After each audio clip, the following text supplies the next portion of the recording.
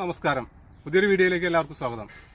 ഇന്ന് നമ്മൾ എടുത്തിരിക്കുന്ന വിഷയം നമ്മുടെ വെണ്ട കൃഷിയാണ്. നമ്മുടെ വെണ്ട തൈകളൊക്കെ നിൽക്കുന്നുണ്ട്, നല്ല അടിപൊളിയായിട്ട് നല്ല സെറ്റിംഗ് ആയിട്ട് നിൽക്കുന്നുണ്ട്.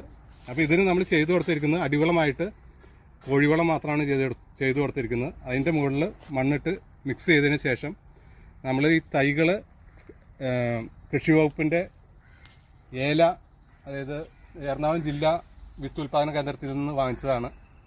അപ്പോൾ അതിൻ്റെ തൈക്ക് 3 രൂപയാണ് വന്നത്. ഇപ്പോൾ ഈ തൈകൾ നട്ട് ഇപ്പോൾ നന്നായിട്ട് ആയിട്ടുണ്ട്, കായ്കളൊക്കെ ആയിട്ടുണ്ട്. വേറൊരു നമുക്ക് പറ്റിയ ഒരു ഫോൾട്ട് എന്ന് പറയുന്നത്, ശരിക്കും ഇതിപ്പോൾ ഒരു 1 അടി ഗ്യാപ്പിലാണ് നട്ടിരിക്കുന്നത്. ശരിക്കും ഇതൊരു 2 അടി ഗ്യാപ്പിലേക്ക് നടണം, കാരണം ഇത് എല്ലാം കൂടി വന്നിട്ടുണ്ട്.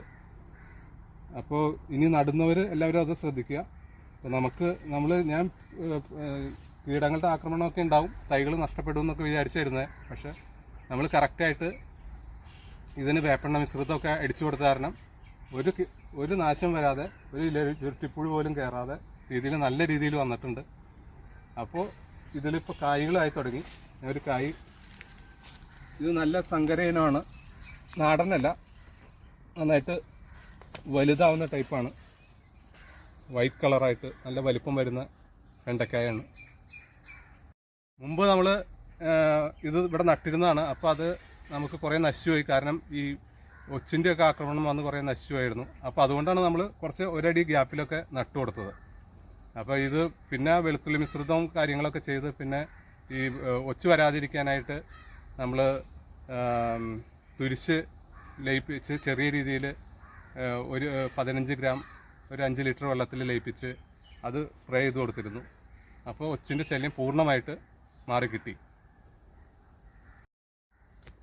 ഇപ്പോൾ ഇത് നിങ്ങൾക്ക് കാണാൻ പറ്റും, എല്ലാം കായായി തുടങ്ങിയിട്ടുണ്ട്. എല്ലാത്തിനും അകത്തേക്കിടെയൊക്കെ മുട്ടുകളൊക്കെ വന്നു തുടങ്ങി, പൂക്കളും എല്ലാം പൂത്തു തുടങ്ങിയിട്ടുണ്ട്.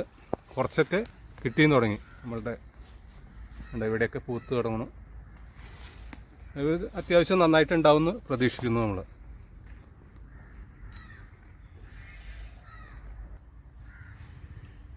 ഇവിടെ ഇതിൻ്റെ അകത്തേക്കിടെയൊക്കെ നോക്കി അറിയാം, എല്ലാത്തിലും മുട്ടിട്ട് കായയുടെ സ്റ്റേജിലേക്കായി തുടങ്ങിയിട്ടുണ്ട്. അപ്പോൾ ഇത് കുറേ തൈകളുണ്ട്, അത്യാവശ്യം ഒരു 10-20 തൈ ഉണ്ടെന്ന് എനിക്ക് തോന്നുന്നത്. അപ്പോൾ ഈ തൈകളിൽ നിന്ന് കിട്ടുകയാണെങ്കിൽ 2 വെച്ച് കിട്ടിയാൽ തന്നെ നമുക്ക് നല്ല രീതിയിൽ വിളവ് കിട്ടും. ഇതിലൊക്കെ ഉണ്ടായി കിടക്കുന്നുണ്ട്. ഒരില പോലും പുഴു തിന്നാതെ നല്ല രീതിയിൽ നിൽക്കുന്നുണ്ട്. ഇലയുരുട്ടിപ്പുഴു ഇതിൻ്റെ പ്രധാന ഒരു വില്ലനാണ്.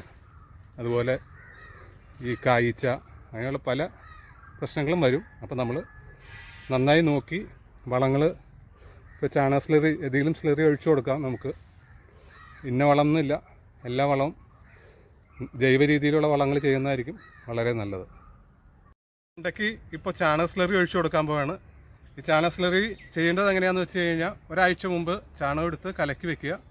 അതിനുശേഷം അത് എടുത്തിട്ട് ഒരു ബക്കറ്റിലെടുത്ത് പകുതി ബക്കറ്റിലെടുക്കുക, അതിൻ്റെ ഇരട്ടി വെള്ളം ഒഴിക്കുക. അതിനുശേഷം ഡൈല്യൂട്ട് ചെയ്ത് രൂപത്തിലാവും. അപ്പോൾ അത് നമ്മളെ ഈ ചെടികൾക്ക് ഒഴിച്ചു കൊടുക്കുക, പെട്ടെന്ന് കയറി വരാൻ. അതുപോലെ ഇതുപോലെ നല്ല തഴച്ച് വളർന്ന് നല്ല വെണ്ടക്കായ, ഇതിപ്പോൾ ഇതിനൊക്കെ കണ്ട ഇത് വെണ്ടക്കായൊക്കെ അത് ഉണ്ടായി കിടക്കുന്നു. അപ്പോൾ ഇതുപോലെയൊക്കെ നന്നായിട്ട് വളർന്നു വരാനായിട്ട് നമ്മൾ ഈ രീതി അവലംബിക്കുന്നതാണ് ഏറ്റവും നല്ലത്. അതുപോലെ ഈ ചാണക സ്ലറി തന്നെ വേണമെന്നില്ല, നമുക്ക് പച്ചക്കറി സ്ലറി അങ്ങനെയുള്ള സാധനങ്ങൾ ഒഴിച്ചു കൊടുക്കാം. അപ്പോൾ ദ്രാവക രൂപത്തിലുള്ള ഒഴിച്ചു കൊടുക്കുകയാണെങ്കിൽ ചെടികൾക്ക് വലിച്ചെടുക്കാൻ പറ്റും, പെട്ടെന്ന് നമുക്ക് വിളവും കിട്ടും. ഒഴിച്ചു കൊടുക്കാം, ഇതിൻ്റെ കടയോട് ചേർന്ന് ഒഴിച്ചു കൊടുക്കുക. കൃഷി വകുപ്പിൻ്റെ വിത്ത് ഉൽപാദന കേന്ദ്രത്തിൽ നിന്നാണ് നമ്മൾ തൈകളായിട്ടാണ് ഇത് വാങ്ങിച്ചത്. ഈ വീഡിയോ എല്ലാവർക്കും ഇഷ്ടമായെന്ന് കരുതുന്നു. പുതിയൊരു വീഡിയോ വരും വരെ ഗുഡ് ബൈ.